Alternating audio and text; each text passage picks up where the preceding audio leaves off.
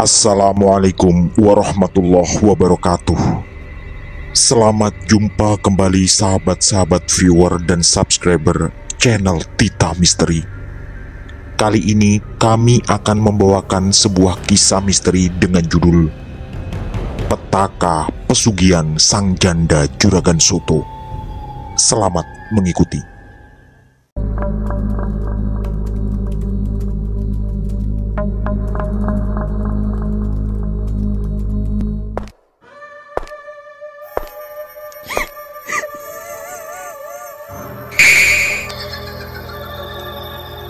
Jangan pernah mengikuti kisah ini sendirian. Jawa Timur 1984. Angin semilir berhembus sejuk di dusun Sumbersari. Kicau beraneka burung berpadu sempurna dengan keindahan gurat-gurat jingga di langit sore itu. Tapi itu semua sama sekali tak cukup menutupi kehancuran hati seorang Maryati. Kehidupannya terasa begitu getir. Walau dia sadar ada kesalahan besar yang telah dilakukannya, tapi semua ini terasa terlalu berat. Bahkan di satu titik, Maryati berlari di tengah hamparan sawah sambil menangis terseduh dengan membawa sebilah pisau. Tekadnya sudah kuat sore itu. Dia akan mengakhiri hidupnya sendiri. Untungnya ada satu sahabat yang dari tadi mengikutinya. Dan sang sahabat pula yang berjuang sekuat tenaga merebut pisau dari tangan Maryati. Sampai akhirnya telapak tangan sang sahabat terluka teriris pisau. Hal itu membuat Maryati terbelalak dan lalu memeluk erat sang sahabat. Nyawa Maryati pun terselamatkan sore itu. Roda kehidupan memang berputar terlalu kejam bagi Maryati. Dia adalah seorang yatim piatu yang dibesarkan di panti asuhan. Ketika menginjak umur 21 tahun, dia bekerja sebagai penjaga toko pakaian di pasar. Kegiatan itu dijalaninya bersama beberapa teman sesama karyawan. Sampai suatu hari, dia bertemu dengan Suhardi, laki-laki tampan yang kelak akan mengubah drastis jalan hidupnya. Ternyata Suhardi adalah anak juragan sapi di dusun Sumbersari. Maryati sebenarnya bukan silau oleh hal itu, karena dia menjalin hubungan dengan Suhardi sebelum mengetahui latar belakang keluarganya. Di matanya, Suhardi adalah cowok tampan yang humoris dan penampilannya sangat memikat.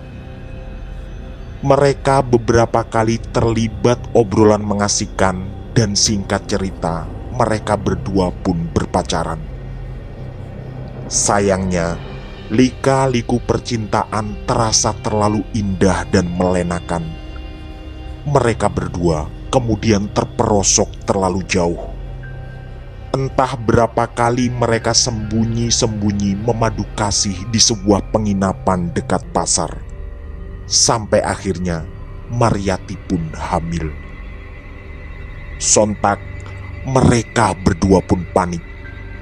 Untungnya Suhardi bukanlah laki-laki pengecut dan dia siap bertanggung jawab. Disitulah Maryati baru tahu bahwa Suhardi adalah anak Pak Jalal, juragan sapi kaya di Sumbersari. Selama ini Suhardi memang tak pernah menceritakan latar belakang keluarganya. Dia hanya mengaku sebagai petani biasa yang sehari-hari bekerja di sawah dan memelihara 2 ekor sapi.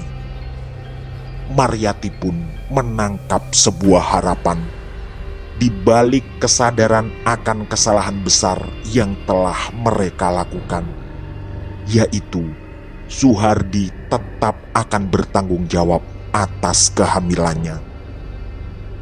Tapi sayang, Harapan itu tidak terjadi dan tidak akan pernah terjadi.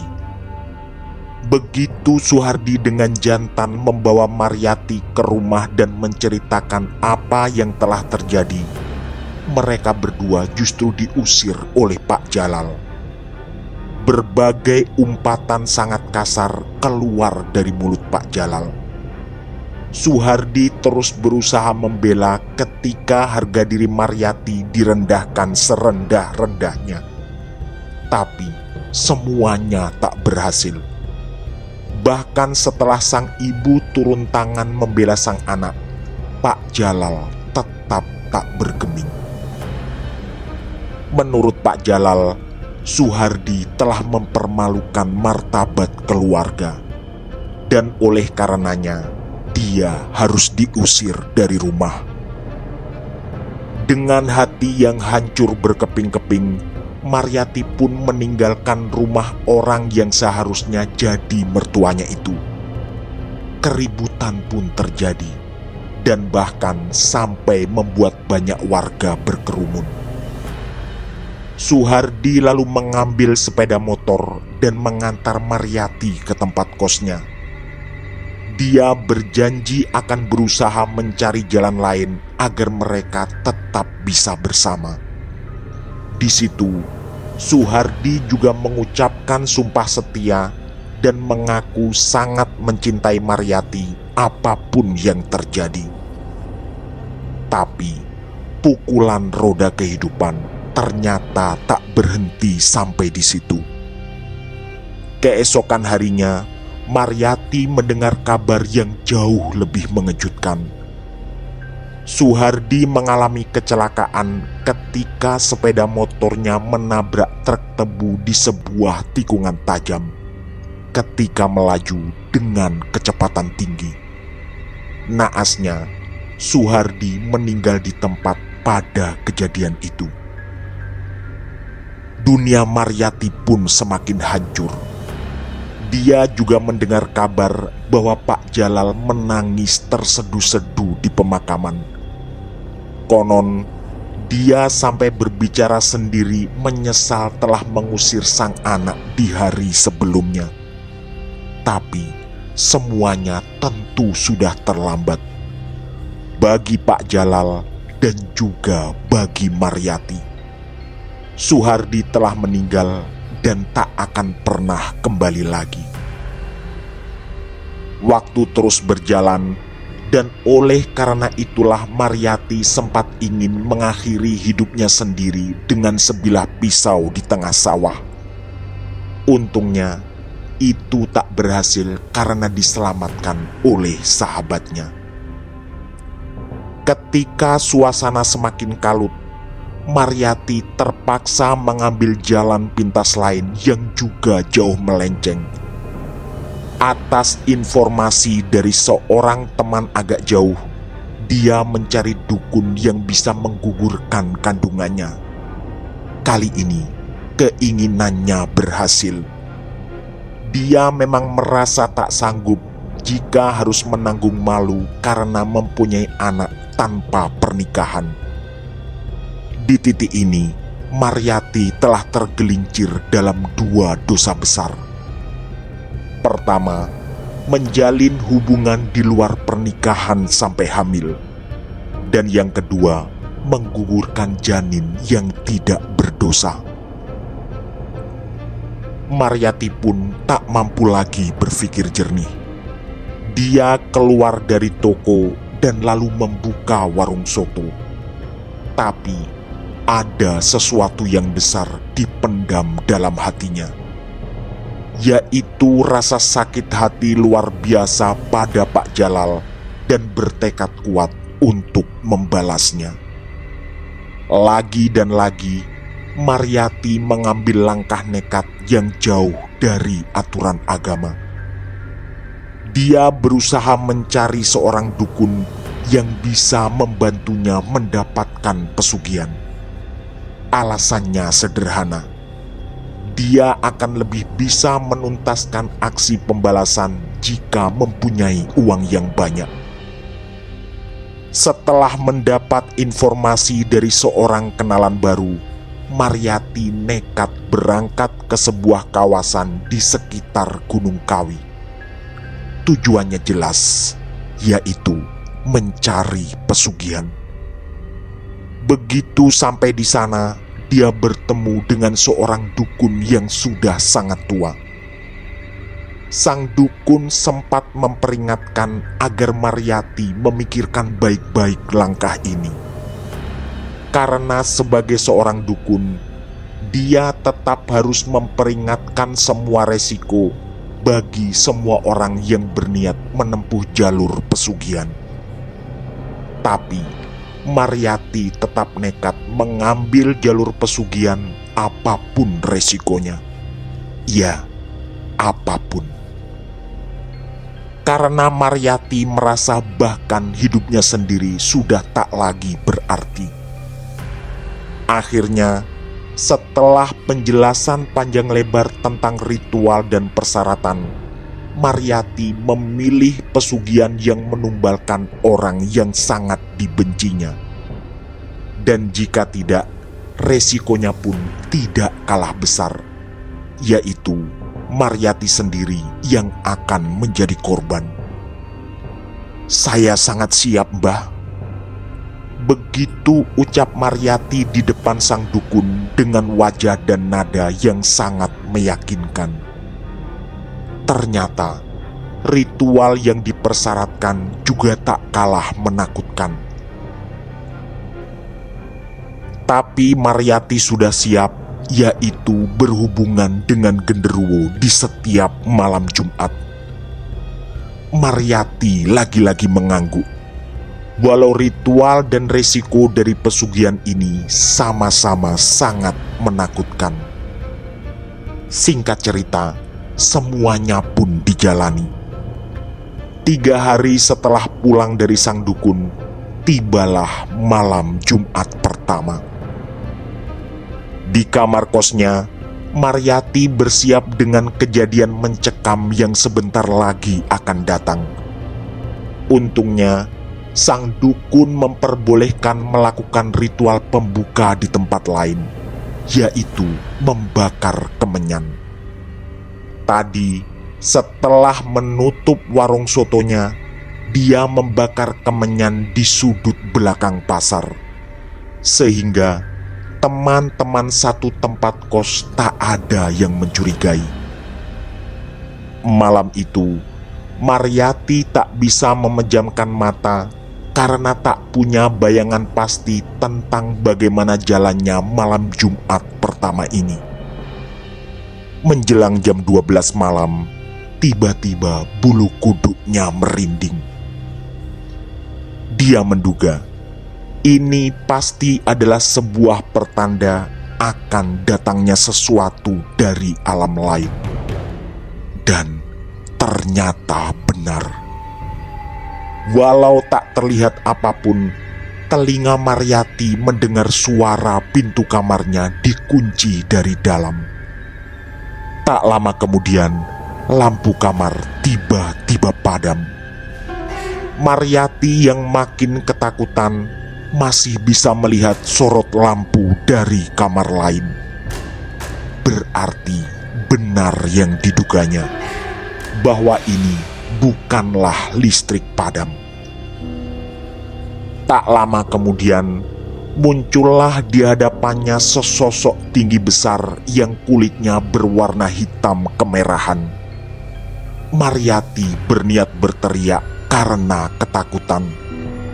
Tapi itu tak mampu dilakukannya karena tangan kiri sosok itu segera membekap mulutnya. Tak ada kemungkinan lain. Ini pasti adalah genderuwo yang diceritakan oleh sang dukun yang harus dilayaninya malam ini, serta setiap malam-malam Jumat yang akan datang. Spray di bawah tubuhnya terasa begitu basah oleh keringat dingin Mariyati yang tak henti mengucur deras. Semua usaha untuk meronta terasa sia-sia. Dari jarak yang begitu dekat, wajah makhluk itu terlihat sangat mengerikan. Tangan, kaki, dan sekujur tubuh Mariyati bergetar hebat tak bisa dikendalikan. Jelas sekali, dirinya saat ini dikuasai rasa takut yang luar biasa. Walau sudah memperkirakan ini semua, tapi ternyata kejadiannya jauh lebih menyeramkan. Sampai di satu titik, Mariyati merasa harus pasrah karena tak ada pilihan lain. Sosok yang kini menindih tubuhnya memang sangat menyeramkan. Tapi Mariyati sadar bahwa dirinya lah yang mengundang kedatangan makhluk ini. Di tengah kepasrahan itu, tiba-tiba terasa angin dingin yang berhembus menyejukkan. Pada saat yang sama, tangan kiri yang membekap mulut Mariyati telah dilepaskan, dan kedua tangan makhluk itu membuka pakaian Mariyati satu persatu. Entahlah, hanya kenyamanan yang kini dirasakan oleh Mariyati. Dan singkat cerita, terjadilah pergumulan dua makhluk beda alam di malam yang mencekam itu. Keesokan harinya, Mariyati merasa kecapean karena ternyata pergelutan tadi malam berlangsung cukup lama. Akhirnya, dia pun memutuskan untuk tidak membuka warung di hari itu. Tapi, hal tak terduga terjadi keesokan harinya. Hanya dalam waktu kurang dari 2 jam, sotonya ludes tak bersisa. Mariyati tentu sangat terkejut. Biasanya dia harus membuka warung dari jam 9 pagi sampai jam 7 malam, yang itu pun terkadang tidak habis. Hari itu, rasanya seperti semua pengunjung pasar ingin menyerbu warungnya. Kebetulan, warungnya memang berada di sudut depan pasar, di dekat tempat penitipan sepeda motor. Disitulah Mariyati menduga efek pesugihan mulai berjalan dan bisa dinikmati hasilnya. Hari demi hari, hal itu selalu terulang. Bahkan ketika Mariyati membuat soto sangat banyak, semuanya tetap habis terjual. Bersamaan dengan itu, banyak orang mulai mengenal Mariyati sebagai janda penjual soto. Memang, pada beberapa penjual di sebelahnya, dia mengaku pernah menikah. Tapi sayangnya, sang suami meninggal beberapa hari setelah pernikahan. Tentu saja, itu adalah sebuah cerita bohong. Hanya saja, semua orang sepertinya percaya. Karena dusun Sumbersari, rumah Pak Jalal dan almarhum Suhardi memang cukup jauh dari pasar tempat Mariyati berjualan soto. Sebagai bagian utama dari persyaratan dan ritual, Mariyati tetap harus melayani sang genderuwo yang selalu tidur bersamanya di setiap malam Jumat. Tak pelak, kamar kos pun menjadi saksi kisah cinta beda alam itu. Setelah 3 atau 4 kali malam Jumat, Mariyati semakin terbiasa. Dan bahkan dia merindukan kekasih alam gaibnya. Rasanya setiap malam Jumat bukan lagi sekedar kewajiban ritual yang harus dijalaninya, melainkan percumbuan penuh nafsu dan cinta, serta saat-saat melepas kerinduan setelah seminggu tak bertemu. Tak butuh waktu lama, usaha Mariyati pun berkembang dengan sangat pesat. Hanya dalam waktu 7 bulan, Mariyati mempunyai tabungan yang cukup banyak dan lalu membuka cabang warung sotonya. Tepatnya di dekat perempatan yang berjarak sekitar 3 km dari warung pertamanya. Dia mempekerjakan 4 orang karyawan dan namanya semakin terkenal sebagai janda juragan soto. Hanya saja, untuk menghindari kecurigaan yang makin besar, Mariyati tetap tinggal di tempat kos sederhana, walau sebenarnya dia sudah mampu membeli rumah. Tak sedikit laki-laki yang berusaha mendapatkan cintanya, tapi Mariyati tak pernah merespon. Alasan utamanya adalah dia tak ingin mengkhianati kekasih gaibnya yang selalu datang melayani di setiap malam Jumat. Dan lagi, kebutuhan biologis sebagai seorang wanita dewasa terasa sudah sangat tercukupi. Sampai di satu titik, ada satu perjanjian yang harus dipenuhinya, yaitu setelah setahun menjalani pesugihan, Mariyati harus menyediakan tumbal. Sejak awal, Mariyati memang sudah memantapkan hati. Tumbal yang akan diserahkan adalah Pak Jalal. Tak ada satupun nama lain yang terlintas di pikirannya. Memang sudah terlanjur tertanam di otak Mariyati bahwa Pak Jalal lah yang membuat hidupnya menjadi kacau, juga menjadi penyebab kematian anaknya yaitu Suhardi, yang seharusnya saat ini menjadi suami Mariyati. Di malam Jumat itu, sang genderuwo kembali mendatangi Mariyati. Tapi ada yang berbeda kali ini.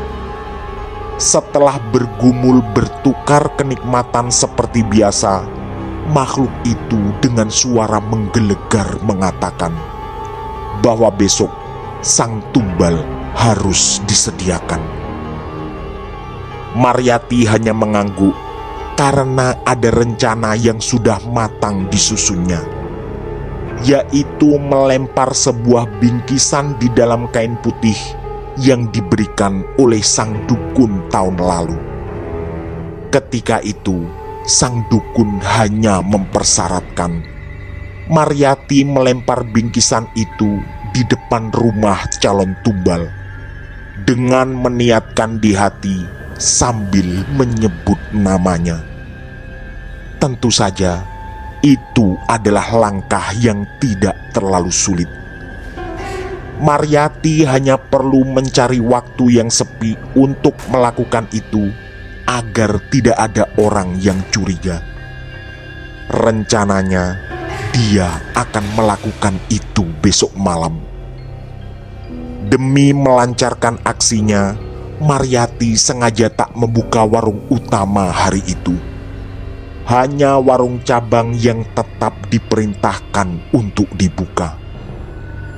Tekadnya semakin kuat bahwa pembalasan dan sakit hati harus segera dituntaskan. Walau setahun lebih telah berlalu, tapi belum sedikit pun terbersit keinginan untuk memaafkan Pak Jalal. Yang ada justru sebaliknya. Semakin hari, rasa sakit hati itu semakin kuat. Sekitar jam 9 malam, Mariyati siap beraksi. Dengan menggunakan sepeda motor yang baru dibelinya 3 bulan, Mariyati meluncur ke dusun Sumbersari. Tapi ada kejutan yang sama sekali tak masuk dalam dugaannya. Sekitar 200 meter sebelum rumah Pak Jalal, dia bertemu dengan Wantini, sahabat yang dulu bekerja satu toko dengannya. Dan Wantini pula yang dulu menyelamatkannya di tengah sawah ketika berniat mengakhiri hidup dengan sebilah pisau. Wantini mengaku membeli obat nyamuk. Maryati pun menyempatkan diri untuk mengobrol. Ternyata ada berita mengejutkan. Pak Jalal telah meninggal sekitar 3 hari sebelumnya karena sakit. Di sini, Maryati menjadi panik. Dia teringat kata-kata sang dukun tahun lalu, bahwa Tumbal adalah orang yang harus sudah dipilih jauh-jauh hari dan dengan kemantapan hati yang sangat kuat. Tentu tak ada lagi waktu untuk mengganti Tumbal semendadak itu. Karena tak ingin wajah paniknya diketahui Wantini, dia pun segera pamit. Maryati beralasan akan menemui salah satu pedagang ayam untuk bahan sotonya besok. Di perjalanan, kepanikan Maryati semakin memuncak. Dia ingin segera kembali ke tempat kos untuk menenangkan diri serta berpikir jalan keluar dari masalah ini. Tapi naas baginya. Di sebuah tikungan tajam, terlihat sorot lampu kendaraan dari arah berlawanan yang melaju dengan kencang. Maryati yang kebingungan tak mampu menguasai sepeda motornya. Bersamaan dengan itu, dia merasakan ada sekelebat bayangan hitam yang ternyata mengikuti di sampingnya. Entahlah siapa atau apa bayangan hitam itu. Dalam waktu sepersekian detik, terlintaslah sesuatu dalam ingatannya, bahwa tikungan ini adalah tempat di mana dulu Suhardi kecelakaan dan meninggal dunia di tempat. Maryati semakin panik, dan tabrakan pun tak bisa dihindari. Entah bagaimana kejadian detailnya. Yang jelas, Maryati tersadar di sebuah ruang perawatan rumah sakit dengan rasa nyeri luar biasa karena luka di sekujur tubuhnya. Di tangan kirinya terlihat ada selang infus. Nafasnya terasa sangat sesak dan tubuhnya benar-benar tak berdaya. Pandangannya juga terasa kabur, tapi samar-samar masih bisa mengenali seseorang yang duduk di samping ranjangnya. Ternyata itu adalah Wantini yang lagi-lagi ada di dekatnya dalam kondisi kritis seperti ini. Begitu melihat Maryati membuka mata, Wantini langsung menghampiri dan menggenggam pelan tangannya. Disitulah Maryati menceritakan semua perjalanan hidupnya, termasuk rencana busuknya pada Pak Jalal. Maryati juga mengaku pada Wantini bahwa mungkin hidupnya tak akan lama lagi. Wantini pun berderai air mata mendengar itu. Lalu Maryati membuat semacam pengakuan dosa dengan menceritakan setiap detail kejadian, mulai dari hubungan terlarangnya dengan almarhum Suhardi, kedatangannya ke seorang dukun, semua ritual yang dijalani, termasuk setiap malam Jumat melayani sesosok genderuwo yang mendatangi kamarnya. Wantini dengan sabar mendengar curhatan sahabatnya dengan air mata yang terus berderai.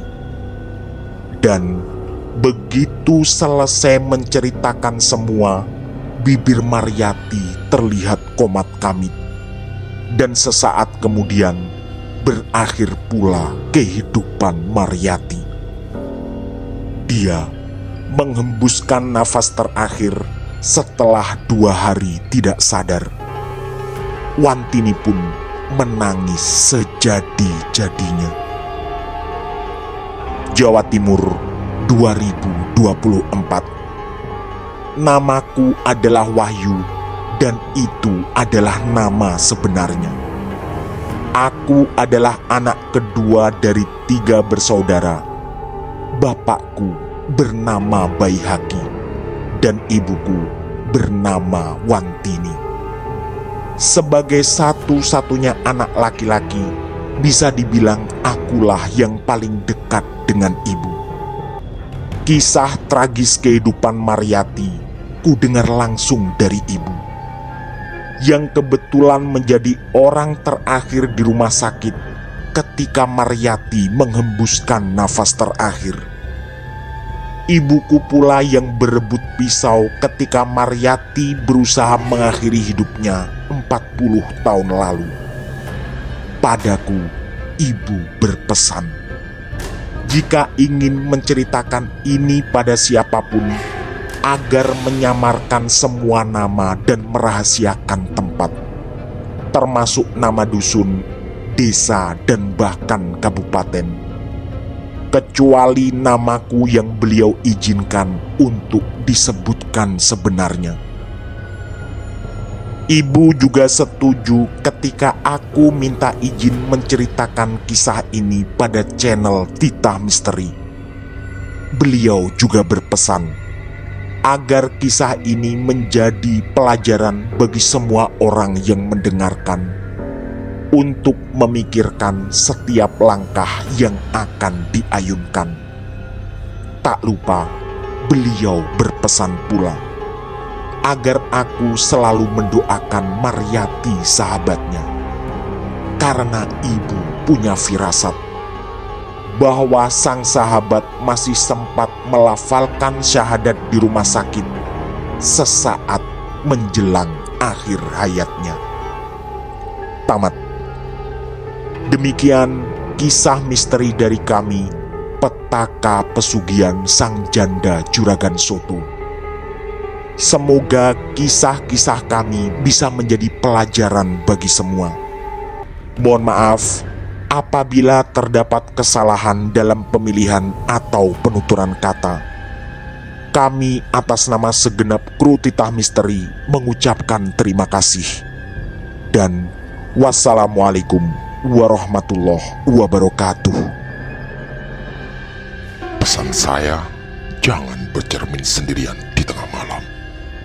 Sampai jumpa.